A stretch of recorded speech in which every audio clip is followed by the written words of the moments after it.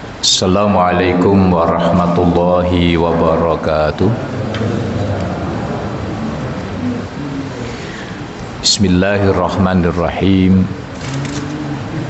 Alhamdulillahilladzi arsala rasulahu bil huda wa dinil haq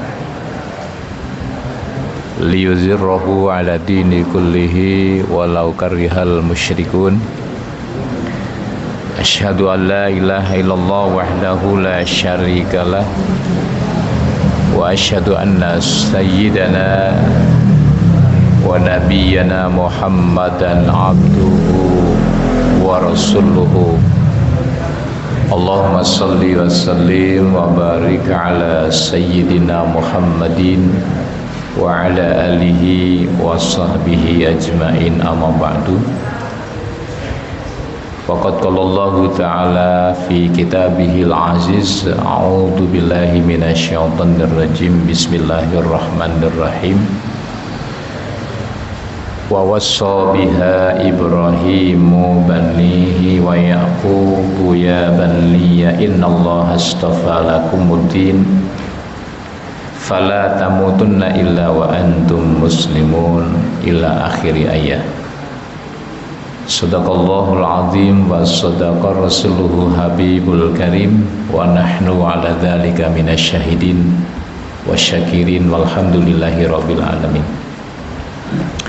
Hadratul mukarramin, para alimil ulama, para asatid yang saya hormati, Ketua Mushola Al-Musaddiq Bapak Haji Suwata, yang saya hormati Bapak Anjar selaku moderator, bapak-bapak dan ibu-ibu jemaah sholat subuh dan taklim pagi hari ini yang mudah-mudahan senantiasa mendapatkan rahmat dan karunia-Nya dari Allah Subhanahu wa taala. Amin ya rabbal alamin.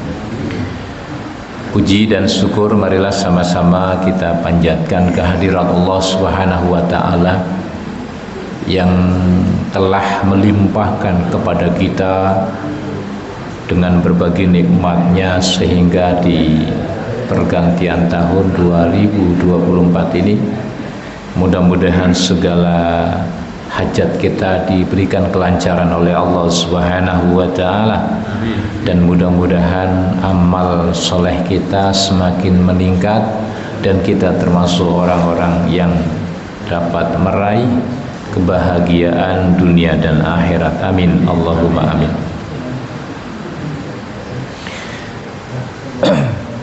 Salawat beriring salam marilah sama-sama kita sanjungkan keharibaan junjungan kita baginda Nabi besar Muhammad sallallahu alaihi wasallam, kepada para keluarganya, para sahabat-sahabatnya, kepada pengikutnya hingga akhir zaman nanti.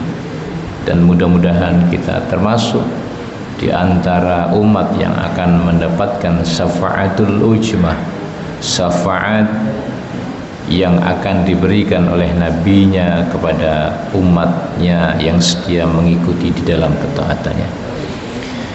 Hadirin bapak-bapak dan ibu-ibu jemaah yang dirahmati Allah Subhanahu wa taala, di kesempatan pagi ini kita akan mengkaji tentang babu wadu'as sahabi, babu wadu'as sahibi wa wasiyatihi inda firaqihi li syafarin wa ghairihi wa du'ai lahu wa talabid du'ai minhu, adalah berkaitan tentang pada saat seseorang akan melakukan satu perjalanan agar berpamitan, ya, berpamitan nih, ada yang mau umroh, ada yang mau pergi keluar kota, serta memberikan wasiat, memberikan pesan kepada sahabatnya, kepada keluarganya, serta meminta doa, ya, meminta doa serta juga saling mendoakan di antara orang-orang yang mau melakukan satu perjalanan jauh, maupun bagi keluarga atau sahabat-sahabat yang akan ditinggalkan. Nah, ternyata doa ini Bapak-bapak akan bisa untuk menjaga kita di dalam setiap perjalanan, karena dalam perjalanan kita tidak tahu apa yang akan terjadi, dan banyak sekali hal-hal yang tidak diinginkan itu menimpa seseorang. Pas dalam perjalanan tiba-tiba mendapatkan musibah, kecelakaan yang kemudian pada akhirnya menjadikan musibah yang sangat besar. Maka dengan doa ini insya Allah dari mulai berangkat hingga kembali di mana ia tinggal akan dijaga keselamatannya oleh Allah Subhanahu wa taala. Amin. Allahumma amin. Nah, begitu juga wasiat Bapak-bapak, pesan kita kepada orang-orang yang dekat atau kepada anak-anak kita, apalagi berkaitan dengan umur seseorang yang tentunya tidak ada yang tahu bahwasanya setiap manusia pasti akan didatangi oleh yang namanya al-maut. Berkaitan dengan demikian itulah di dalam surah Al-Baqarah ini Allah menjelaskan tentang bagaimana wasiat atau pesan yang diberikan oleh Nabi Ibrahim, serta sebagaimana pesan yang diberikan oleh Nabi Yakub kepada putra-putranya. Sebagaimana Allah mengatakan di dalam ayat tersebut, wa wassa biha Ibrahimu banihi, dan Nabi Ibrahim memberikan pesan, memberikan wasiat kepada putra-putranya, wa Yaqubu ya baniya, begitu juga Nabi Yakub berwasiat kepada putra-putranya. Kapan wasiat itu diberikan dan apa yang disampaikan oleh Nabi Ibrahim, begitu juga yang disampaikan oleh Nabi Yakub, bahwasanya beliau berpesan begini, innallaha astafa lakumud dina, sesungguhnya Allah telah memilih bagimu satu agama. Nah ini ya, jadi pesan orang tua kepada anak-anaknya itu adalah agama, karena agama ini insya Allah akan menjaga harta kita, agama ini akan menjaga terhadap diri kita. Lalu yang dipesankan oleh beliau bahwasanya fala tamutunna illa wa antum muslimun, maka janganlah kamu sekalian mati, janganlah kamu sekalian meninggal, illa wa antum muslimun, kecuali kamu adalah orang-orang yang berserah diri kepada Allah Subhanahu wa ta'ala.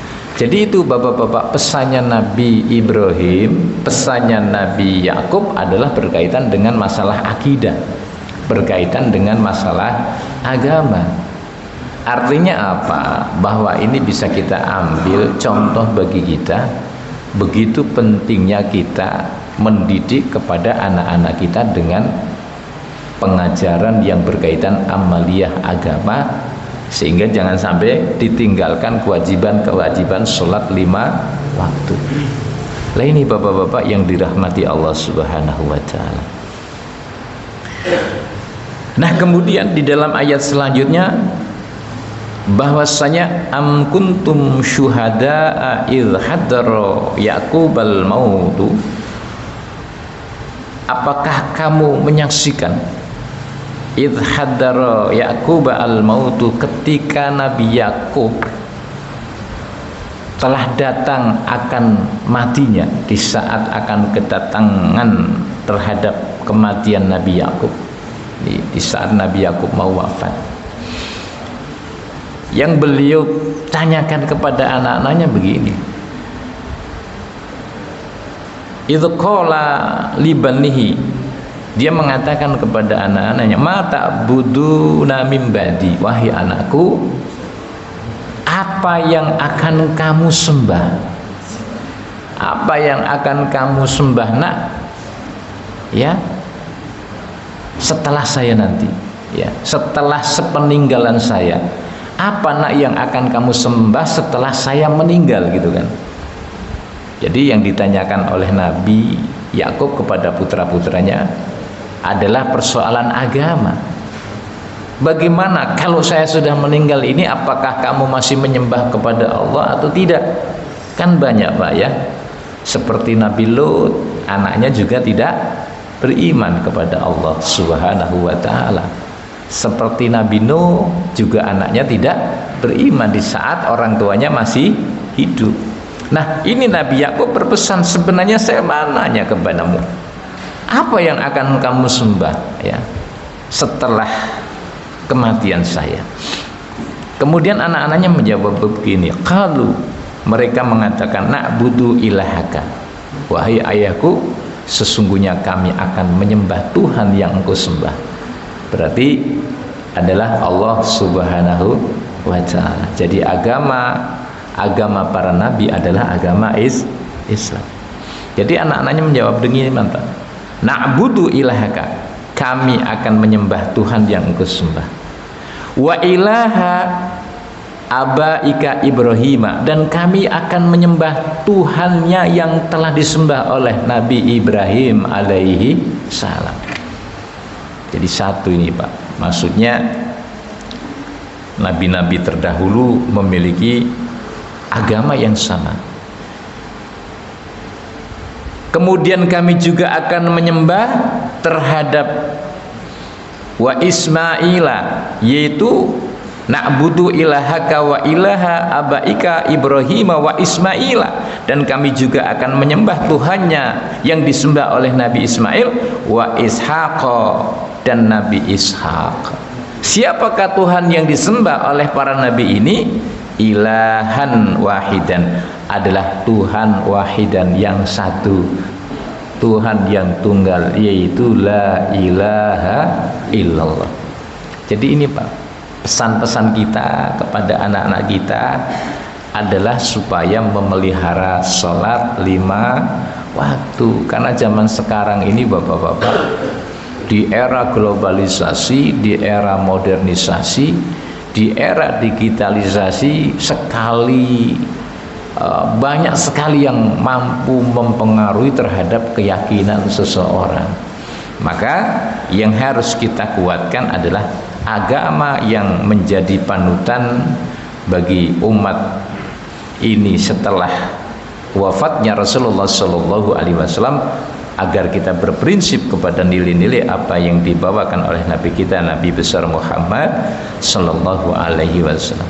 Nah, kemudian putranya juga menjawab, wa nahnu lahu muslimun, dan kami termasuk orang-orang yang berserah diri hanya kepada Allah Subhanahu wa ta'ala. Jadi nanti Bapak-bapak itu orang tua dipertanggungjawabkan atau mempertanggungjawabkan terhadap agama anaknya, ya, sehingga anak ini merupakan apa Pak? Amanah ya, yang mana bahwasanya nanti di akhirat itu keterikatan antara seorang ayah dengan anak-anaknya adalah bagaimana berkaitan dengan masalah agama. Hadirin Bapak-bapak yang dirahmati oleh Allah Subhanahu wa ta'ala.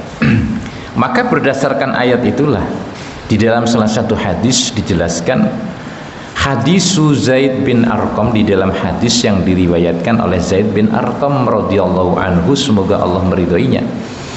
Nah, hadis ini yang menjelaskan alladzi sabaqa fi babi ikrami ahli baiti Rasulillah, masih dalam satu bab yang menjelaskan tentang memuliakan keluarga Rasulullah sallallahu alaihi wasallam. Apa kata Zaid bin Arqam? Qala qama Rasulullah fina khatiban, ketika Rasulullah berdiri di tengah-tengah kita, khatiban, di saat mau beliau menyampaikan khutbahnya. Nah, sebelum beliau berkhutbah, fahamidallaha, beliau memuji kepada Allah. Jadi penting sekali Pak, sebelum memulai sesuatu agar kita memuji kepada Allah. Wa asna alaihi, dan Rasulullah kemudian menyanjung Allah Subhanahu wa ta'ala. Wa'ada, dan kemudian beliau memberikan nasihat wa dzakkara, dan beliau juga mengingatkan. Nah, ini nasihat juga, kemudian beliau mengingatkan para sahabatnya. Qala tsumma qala amma ba'du, kemudian beliau mengucapkan begini, ala ayyuhan nas, ingatlah wahai manusia, gitu ya. Ingatlah wahai manusia, innama ana basyarun yusiqu, sesungguhnya bahwa aku hanya manusia biasa, Pak. Itu kata Nabi. Jadi Nabi, beliau mengatakan sesungguhnya saya hanya manusia biasa. Kalau zaman sekarang lain, Pak. Orang biasa ngaku-ngaku sebagai Nabi. Ya, orang sekarang ngaku-ngaku sebagai Nabi. Tetapi beliau seorang Nabi mengatakan bahwa saya sesungguhnya manusia biasa. Kenapa beliau mengatakan demikian? Lalu beliau melanjutkan di dalam ucapannya, ayatiya rasulu rabbi faujibu, bahwasanya sebentar lagi utusan Allah akan datang kepada saya, utusan Tuhanku kepada saya sebentar lagi akan datang, faujibu, maka aku akan menyambutnya. Maksudnya apa? Utusan Allah di sini yang akan datang adalah malaikat Israil. Jadi walaupun beliau seorang nabi, ana basarun yusiku, saya adalah manusia biasa yang juga akan mati. Maka sebentar lagi utusan Allah, malaikat Israel akan datang kepada saya. Maka sebelum baginda Nabi wafat, beliau mengatakan begini, wa anna tarikun fikun tsaqalaini, dan saya akan meninggalkan untukmu dua hal. Jadi ini pesannya Nabi kepada para sahabat, ya. Sebelum beliau dijemput oleh yang namanya al-maut. Seperti tadi ketika Nabi Ibrahim, ketika Nabi Yakub mau wafat. Ketika pesannya Nabi Yakub serta Nabi Ibrahim pada saat beliau wafat berpesan begini, ma ta'buduna min ba'di, apa nak yang akan kamu sembah setelah kematian saya. Jadi bukan apa nak yang akan kamu makan setelah saya mati, karena yang menjamin makan adalah Allah Subhanahu wa ta'ala. Sama ketika Nabi beliau mau wafat, beliau berpesan, wa ana tarikun fikum tsaqalaini, saya tinggalkan dua hal untukmu. Begitu Bapak-bapak. Nah, apa yang ditinggalkan oleh Nabi? Awwalahuma, di antara pertama dari kedua itu adalah kitabullahi, adalah kitab Allah. Apa kitab Allah, Pak? Al-Qur'anul Karim. Nah, fihil huda, dan di dalam kitab itu isinya adalah petunjuk. Jadi Quran itu adalah petunjuk. Dzalikal kitabu la raiba fihi hudal lil muttaqin. Maka dengan petunjuk itulah supaya Al-Quran dijadikan prinsip di dalam hidup kita. Wa nur, dan di dalam Al-Quran itu ada cahaya. Maka siapa yang mengamalkan Quran, dia akan mendapatkan cahaya dari Allah Subhanahu wa ta'ala. Hatinya selalu terang, pikirannya selalu jembar, dan hidupnya insya Allah mendapatkan cahaya yang benar, ya, lurus hidupnya, jauh dari maksiat. Makanya kalau orang dalam dadanya ada Al-Quran, takut mau berbuat maksiat. Kenapa? Di sini ada cahaya. Silo itu maksiat nggak bisa masuk. Maka kata Nabi, wa khudu bi kitabillahi, maka ambillah itu petunjuk di dalam Quran itu. Ya, jadi Al-Quran harus kita ambil, wastamsiku bihi, dan peganglah erat-erat. Maksudnya Pak, diamalkan Pak, bukan hanya dipegang kitabnya doang, dipegang, ditaruh di lemari doang, beda lagi urusan. Tapi yang dimaksud dipegang adalah diamalkan, kita baca Pak, kita amalkan, ya, di waktu-waktu yang telah ditentukan. Nah, itu Bapak-bapak. Jadi supaya kitab ini maksudnya dipegang adalah agar kita baca, kita amalkan hukum-hukumnya. Bapak-bapak yang dirahmati Allah Subhanahu wa ta'ala. Wa hassa ala kitabillahi wa raqaba fihi. Jadi Rasulullah sangat menganjurkan, ya, sangat menekankan agar kita berpegang fihi di dalam kitab tersebut, karena kita sebagai umat Islam jangan sampai umat Islam yang dijadikan pedoman bukan Quran, ya, yang dijadikan pedoman bukan Quran. Maka umat Islam harus menjadikan pedoman di dalam prinsip hidup. Kemudian wa ahlu baiti, dan saya berpesan terhadap ahlu baiti, keluarga saya, ya. Udzarikumullah, ya, udzarikumullah fi ahli baiti, dan saya ingatkan kepada kalian atas nama Allah terhadap keluarga saya. Maksudnya memang Rasulullah mewanti-wanti agar kita memuliakan terhadap keluarga Rasulullah sallallahu alaihi wasallam. Ini bapak-bapak yang dirahmati Allah Subhanahu wa taala. Jadi di saat beliau sebelum wafat, maka berpesan kepada kita semua agar kita tidak boleh terlepas di dalam hidup ini dari pedoman yang namanya Al-Quran, bapak-bapak. Nah ini rawahu Muslim, dan diriwayatkan di dalam hadis yang diriwayatkan oleh Muslim. Lalu di dalam hadis yang lain, bapak-bapak, ini ada satu kisah. Wa an Abi Sulaiman Malik bin Al-Khuwairisi radhiyallahu anhu, dari Abi Sulaiman bahwasanya dia mengatakan begini, ataina Rasulullah sallallahu alaihi wasallam, kami datang, kami berkunjung ke rumah Nabi Muhammad sallallahu alaihi wasallam. Nah, jadi kata Sulaiman, wa nahnu sababatun mutaqaribuna, kami adalah para pemuda-pemuda yang dekat dengan Nabi. Makanya ini anak-anak muda itu sangat penting sekali ketika selalu dekat dengan orang-orang yang lebih tua dan mereka adalah orang-orang ahli ibadah, supaya mendapatkan tuntunan. Kan kalau anak muda nggak jalan sendiri. Lah ini dilakukan oleh Sulaiman, sahabat Rasulullah sallallahu alaihi wasallam bersama dengan sahabat yang lain. Wa nahnu sababatun mutaqaribuna, kami adalah pemuda yang sangat dekat dengan Rasulullah, saking dekatnya bapak-bapak. Fa aqamna indahu 20 lailah, kami tinggal di rumah Rasulullah itu selama 20 hari. Jadi pemuda-pemuda ini tinggal di rumah Rasulullah selama 20 hari. Nah, ketika beliau para sahabat anak-anak muda ini ditinggal di rumah Nabi selama 20 hari, maka wa kana Rasulullah, ada Rasulullah itu ternyata rahiman rafiqon, orangnya sangat penyayang, orangnya sangat pelembut, ya, orangnya penuh dengan kasih sayang. Jadi itu Pak, jadi Nabi kita orangnya sangat penyayang. Makanya bapak-bapak yang punya sifat galak agak dirubah. Ya, ada nggak yang galak dengan anak-anak? Ada nggak yang galak dengan orang? Ah, itu mulai dirubah. Kenapa? Pemuda ini selama 20 hari tinggal bersama Nabi, menyaksikan sifat beliau rahiman, penuh dengan kasih sayang, bahkan rafiqan, penuh dengan kelembutan, akhlaknya bagus, ucapannya sangat menyenangkan. Nah, selama 20 hari ini, karena saking baiknya Nabi, begini cara menegur kepada para pemuda ini. Fazanna ana qad istakbana ahlana, ya, menyangka bahwasanya saya atau sesungguhnya kami adalah orang yang rindu kepada keluarga.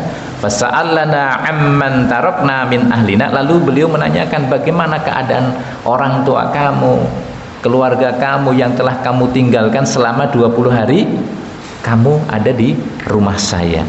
Kemudian wa akhbarnahu, lalu para pemuda ini menceritakan tentang keadaan keluarganya kepada Nabi Muhammad sallallahu alaihi wasallam. Maka ketika mendengarkan cerita itu, lah Rasulullah begini, karena beliau punya sifat yang lembut, ya sudah begini aja, irji'u ila ahlikum, maka kembali kamu ke rumah keluarga kamu. Kenapa? Ya karena mereka merindukan. Fa'aqimu fihim, maka tinggallah bersama dengan mereka.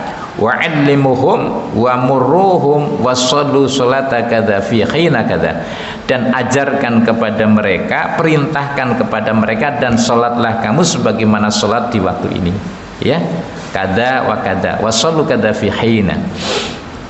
Nah kemudian wa idza hadaratis shalah falyu'adzin lakum ahadukum, maka apabila telah datang waktu sholat, nih waktu sholat Pak ya, ini kata Nabi sebelum pemuda perang ini, falyu'adzin, maka falyu'adzin lakum, ada salah satu di antara kalian untuk azan, ya Pak ya.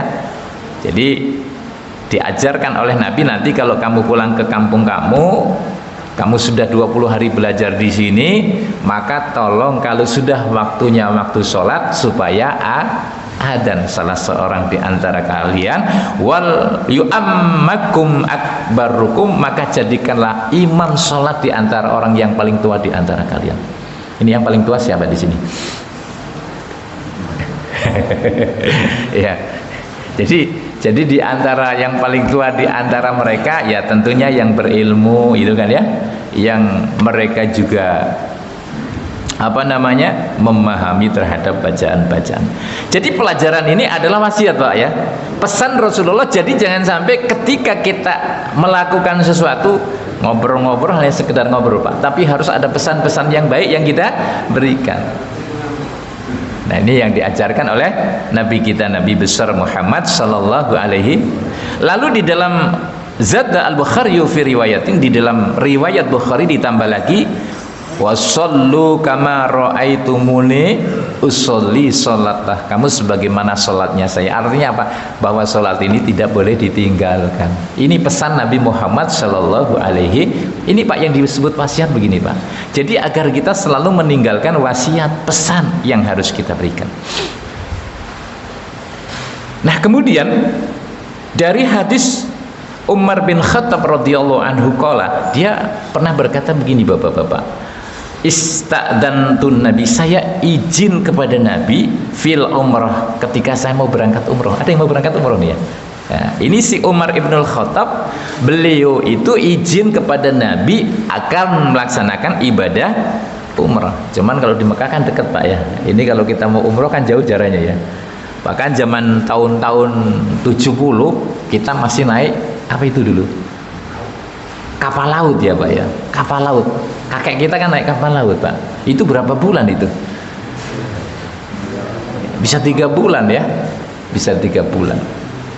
Makanya kalau orang zaman dulu itu ada yang sekaligus di sana sampai 1 tahun. Zaman dulu mah gampang ya, nggak seperti zaman sekarang, ketat ya.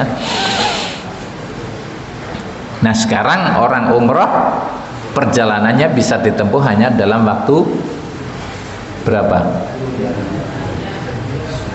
8 jam ya, 8 sampai 10 jam. Itu kalau pesawatnya lancar, nggak macet. Kan ada juga yang umrohnya diputer-puter dulu Pak, ke Thailand. Udah sampai begitu bukan pesawatnya yang lancar, di sono kagak bisa pulang, ditinggal, nggak bisa bayar hotel, yang ditipun KBRI. Macet. Jadi yang macet bukan dianya, ini yang ngurusin ya, itu. Lah ketika Umar ibn Khattab beliau mau melaksanakan umrah, beliau minta izin kepada Nabi kita, Nabi besar Muhammad sallallahu alaihi wasallam. Harus izin Pak ya. Ini bapak-bapak kalau pergi ke luar rumah ini izin nggak sama istrinya? Izin nggak Pak? Bu, pada izin nggak Bu? Izin. Izin. Ibu kalau mau ke pasar izin nggak sama suami? Curang ya. Jadi ketika beliau mau umroh, izin kepada Nabi Muhammad sallallahu alaihi wasallam. Tujuannya apa? Nah, fa'adzina. Maka kemudian Nabi mengizinkan, lalu Nabi berpesan, begini pesannya Nabi ini. Ini yang mau umroh nih ya. La tansana ya ukhayya min du'aika. Wahai Umar, jangan engkau lupakan kami dengan doa-doamu ya. Jadi bapak-bapak yang mau ditinggal sama saudara kita yang umroh, jangan lupa pesan, wahai saudaraku jangan lupa ya aku disertakan dengan doanya. Nah zaman sekarang itu kan biar percaya berdoa foto gitu kan, ditulis namanya Pak Anjar nih, sudah dipoto di depan Ka'bah. Nah, zaman sekarang kan begitu ya. Ini ada yang kepengen dapat jodoh, ada yang usahanya biar lancar, dipoto di situ tuh Pak. Tapi jelas doanya adalah doa yang berkaitan dengan ketakwaan Pak ya, dengan ketakwaan. La tansana ya ukhayya min doaika, jangan kau lupakan kami disertakan dengan doa.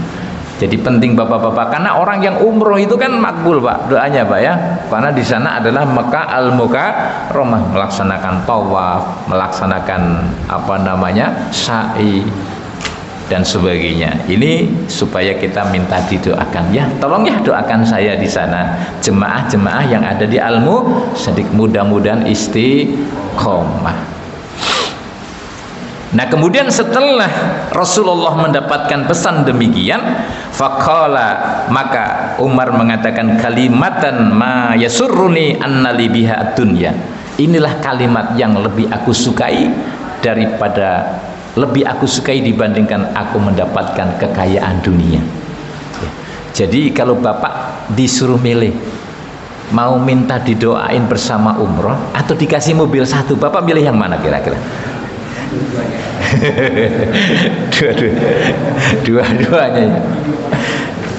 Nah ini gambaran Umar bapak-bapak, ternyata apa yang disampaikan oleh Nabi ini lebih disukai dibandingkan dia mendapatkan kekayaan dunia. Itu Umar Ibnul Khattab. Kita mah belum sampai ke sana mah, kita kepengin doanya, mobil iya, doa iya, kalau perlu oleh-olehnya sekalian gitu kan. Nah jadi kita pesennya doa ya Pak ya. Ini kadang-kadang pesennya ya tolong ya nanti tasbih yang warna-warni saya kirim, sorbannya yang panjang. Masalah oleh-oleh yang ngasih ya biar mereka ya, kita nggak usah pesen, kan banyak begitu Pak kadang-kadang. Saya tolong ya nanti bawain oleh-oleh kurma najwa. Kurma apa? Kurma apa? Najwa ya. Ya kalau kita pesen berkaitan dengan doa. Lah kemudian di dalam riwayat yang lain dijelaskan asyrikna ya ukhayya fi du'aika ya, sertakanlah kami wahai saudaraku dengan doamu. Jadi walaupun yang umroh dia, tapi jangan sampai lupa doa saudara-saudara ini supaya ikut di bawah di hadapan Allah Subhanahu wa taala. Ini bapak-bapak, jadi penting sekali Pak ya, kita minta doa dan mendoakan. Nah, wa'an Salim bin Abdullah bin Umar, dari Salim bin Abdullah bin Umar, anna Abdullah bin Umar radhiyallahu anhu, sesungguhnya Abdullah bin Umar radhiyallahu anhu kana yaqulu lirajuli idza arada syafaran. Maka bahwasanya Abdullah bin Umar begini, ketika ada orang yang mau melakukan satu perjalanan, beliau mengatakan udnu minni, dekatlah kepadaku, datanglah kepadaku, hatta waddi'aka kama kana Rasulullah sallallahu alaihi wasallam yu'addi'una, datanglah kepadaku sehingga aku akan mendoakan kamu sebagaimana Rasulullah mendoakan saya. Jadi penting Pak, ketika kita mau bepergian supaya datang minta doa ya.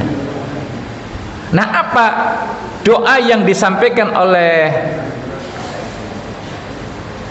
Abdullah bin Umar sebagaimana doa Rasulullah kepada Abdullah bin Umar? Doanya begini, astaudi'ullah dinaka, aku titipkan kepada Allah agamamu.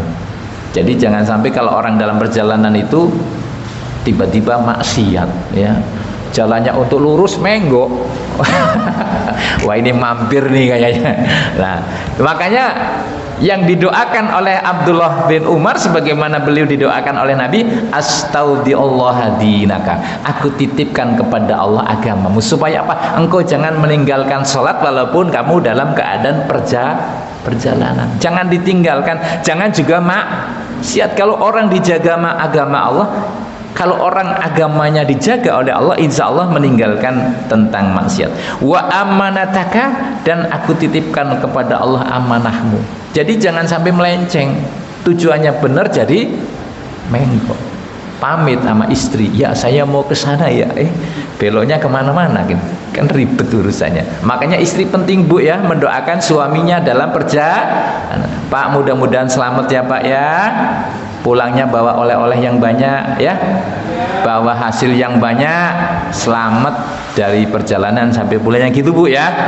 Insya Allah selamat dunia wal akhir. Wa khawatima amalika, dan aku titipkan kepada Allah tentang penghabisan amalmu. Jangan sampai amal ini ya amal yang kemudian nanti belak-belok. Ini bapak-bapak. Lalu dari kisah Abdullah bin Yazid al-Khatmi sahabi radhiyallahu anhu, ini menceritakan Yazid tentang Rasulullah sallallahu alaihi wasallam idza arada aywadda al-jaisah, ketika Nabi akan melepas pasukan perang. Ini pasukan perang Pak.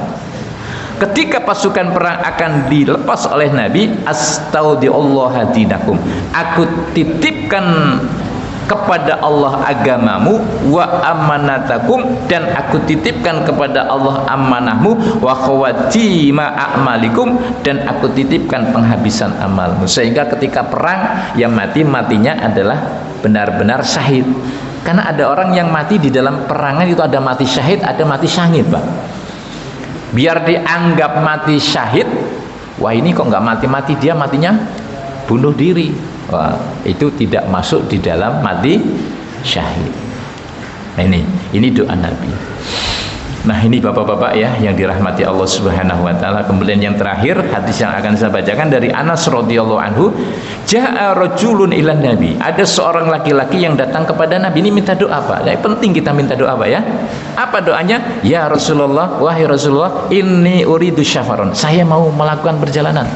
Nah, ini kalau bapak-bapak yang masih muda mau pergi minta doa sama orang tua ya, datang sambil bawa pisang, bawa gula pasir, bawa teh ya, minta doa sama Pak Tanuri. Nah, apa laki-laki tadi minta doa kepada Nabi? Begini, saya mau melakukan satu perjalanan, fazawidni ya Rasulullah, berilah aku bekal. Jadi bekal di sini bukan sanggup duit Pak ya. Kemudian Rasulullah mendoakan, zawwadakallahu taqwa, semoga Allah membekalimu dengan takwa tuh Pak ya. Jadi di jalan benar-benar majlis orang tetap lurus, ihdinas siratal mustaqim. Kemudian laki-laki tadi masih minta, zidni, tambahkan lagi ya Rasulullah tentang bekal untukku, wa ghafarodan baka, semoga Allah mengampuni dosa-dosamu. Coba bayangkan Pak, itu doa Pak ya, doa. Kemudian kalau zidni, tambahkan lagi ya Rasulullah. Kemudian Rasulullah mengatakan, wa yasarralakal khaira haitsuma kunta, semoga Allah mempermudah kamu dimanapun kamu berada Pak. Ini pentingnya kita minta doa sebelum melakukan perjalanan. Kalau tidak dengan bahasa Arab, dengan bahasa Jawa, mugi-mugi Bapak selamat nggih. Nggih? Wonten perjalananipun nggih? Nggih. Mugi-mugi mulai selamat nggih? Nggih. Nggih ae ra ngerti apa iki. Mudah-mudahan selamat dalam perjalanan pergi sampai pulangnya. Karena yang penting adalah makna tujuan di dalam doa kita.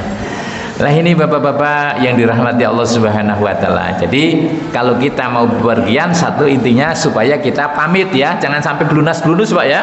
Ya, kita pergi ditanya bapaknya kemana, nggak tahu. Lah kok nggak tahu, kalau pergi nggak pernah pamit.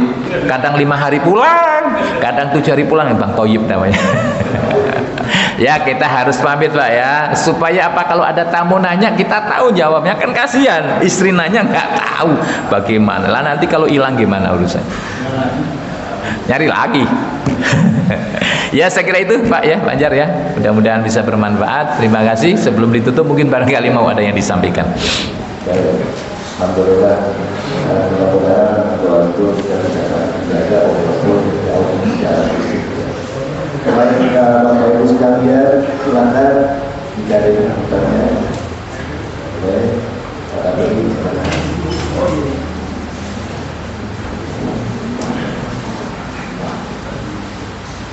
Assalamualaikum warahmatullahi wabarakatuh. Waalaikumsalam warahmatullahi wabarakatuh. Saya mau nanya yang masalah akidah. Akidah. Ya, akidah. Oh iya. Ya, apa hidayah itu? Hidayah itu apa memang berkaitan dengan takdir? Karena tidak semua orang itu mendapat hidayah. Seperti contohnya seperti anak-anak Nabi atau bapak Nabi atau orang tua Nabi, itu pun ada yang tidak dapat hidayah. Iya. Karena tetap orang itu mati dalam keadaan luar Islam. Berarti kalau kita sudah mendapat hidayah, bagaimana kiatnya supaya kita bisa memelihara hidayah itu supaya sampai akhir hayat kita, apa dengan sekolah dalam beribadah, dengan apa ada itu. Satu itu, keduanya dalam rumah tangga, kita sebagai kepala rumah tangga itu disuruh menyelamatkan supaya anak-anak kita tidak masuk neraka, yaitu memerintahkan supaya keluarga kita untuk selalu sholat 5 waktu. Itu aja. Assalamualaikum warahmatullahi wabarakatuh. Waalaikumsalam warahmatullahi wabarakatuh. Ya. Baik, di saat manusia ditiupkan ruh pada usia 4 bulan, ya, maka disitulah kemudian Allah catat di antaranya bahagia dan susahnya. Jadi kalau orang mendapat bahagia itu memang sudah dicatat di sana ya Pak. Orang mendapatkan kesusahan sudah dicatat oleh Allah. Itu adalah proses dalam kehidupan. Lalu kemudian dicatat oleh Allah tentang ajalnya. Maka ajal itu tidak bisa dimajukan, tidak bisa diundurkan. Kemudian Allah juga catat tentang surga dan nerakanya. Karena di dalam hadis itu dijelaskan di saat manusia dari awal sampai akhir dia punya amal soleh Pak, ya. Cuman ketika dalam satu jengkal dia melakukan satu perbuatan buruk, ya, ini orang-orang yang memang sudah dicatat oleh Allah sebagai ahli neraka. Dari awal bagus, kurang satu jengkal dalam kematiannya tiba-tiba dia melakukan perbuatan dosa yang dosa itu tidak diampuni oleh Allah Subhanahu wa taala, sehingga terhapuslah amal baik yang sekian banyak, jadilah dia menjadi penduduk neraka. Tapi tidak tertutup kemungkinan ada orang yang dari kehidupannya awal di dunia hitam, ya, maksiat terus, tapi di saat satu jengkal dia dalam kematiannya, lalu dia bertobat kepada Allah dengan amalan-amalan yang diampuni oleh Allah Subhanahu wa taala dosa-dosanya, akhirnya dia menjadi ahli surga. Jadi apakah berkaitan dengan hidayah takdir? Oh iya, takdir. Karena memang kalau itu bukan takdir, tentunya Nabi bisa berubah Pak, ya. Tentunya Nabi bisa merubah, punya otoritas. Itulah yang ditakdirkan oleh Allah Subhanahu wa taala. Tapi kan kita tidak tahu takdir kita seperti apa, ya kan? Kita sekarang baik, ya kita kan belum tentu juga. Makanya disambung dengan pertanyaan yang kedua gitu kan Pak, bagaimana mempertahankan hidayah ini? Insya Allah kalau orang selalu istiqomah di dalam ibadahnya, di dalam kebenarannya, di dalam keyakinannya, hidayah ini akan terpelihara sampai kita akhir di dalam hayat kehidupan kita. Itu Pak Tanri. Lalu bagaimana tentang tanggung jawab seorang kepada anak-anaknya tentang berkaitan menjaga api neraka? Ya salah satunya adalah supaya anak-anak kita benar-benar kita didik menjadi anak yang berbakti, anak yang taat kepada Allah dan Rasulnya, yaitu tentu dengan menjalankan perintah-perintah Allah. Di antaranya yang wajib adalah melaksanakan sholat 5 waktu. Itu Pak Tanduri yang harus kita ingatkan. Maka anak-anak muda kadang-kadang kan sholat subuhnya susah Pak, kita bangunkan dengan sabar aja, jangan digembok ya. Sabar nak, bangun sholat subuh. Itu terus dilakukan. Kenapa? Kalau kita mendiamkan, sama juga kita adalah membiarkan dia dalam dosa. Maka disitulah ujian kita, ya, bagaimana anak-anak kita ini tetap mereka supaya bisa melaksanakan perintah-perintah Allah. Karena ada orang dia bapaknya kepengin sholat sendiri, anaknya bodoh amat, mau sholat mau kagak, yang penting gua rajin sholat, nggak bisa. Nanti dia masuk surga, anaknya masuk neraka, disalahin bapaknya, bapak saya nggak pernah ngajarin, dia ke masjid sendiri kok. Wong saya nggak pernah sholat, didiemin aja. Nah itu. Baik. Jadi memang ketetapan inilah yang banyak juga. Nah kalau kita sudah ditetapkan, ngapain pusing-pusing gitu, ada yang begitu juga kan ya.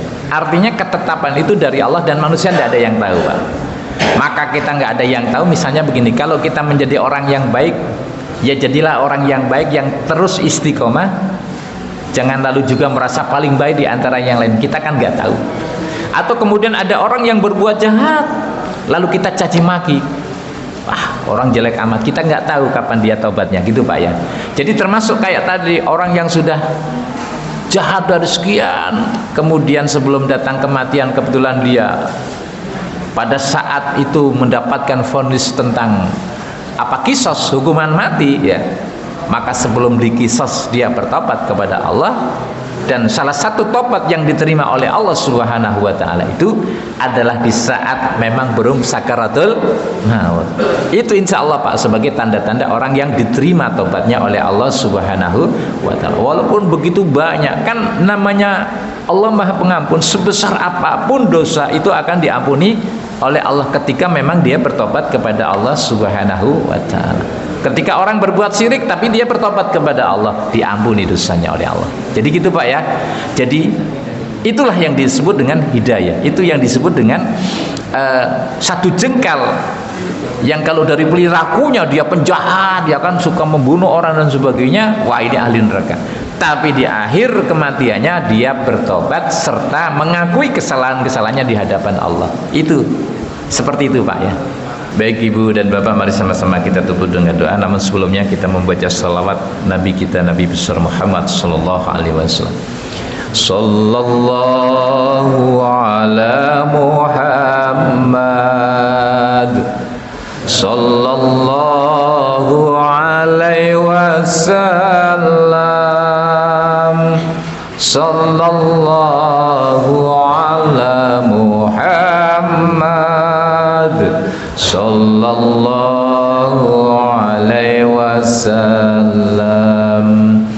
Ya Nabi salam alaika, ya Rasul salam alaika, ya Habib salam alaika, salawatullah alaika, sallallahu ala Muhammad, sallallahu alaihi wasallam, sallallahu ala Muhammad, sallallahu alaihi wasallam.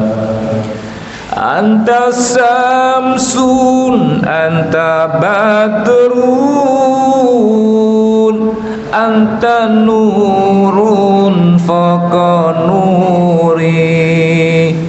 Anta samsun, anta badrun, anta nurun faqa nuri.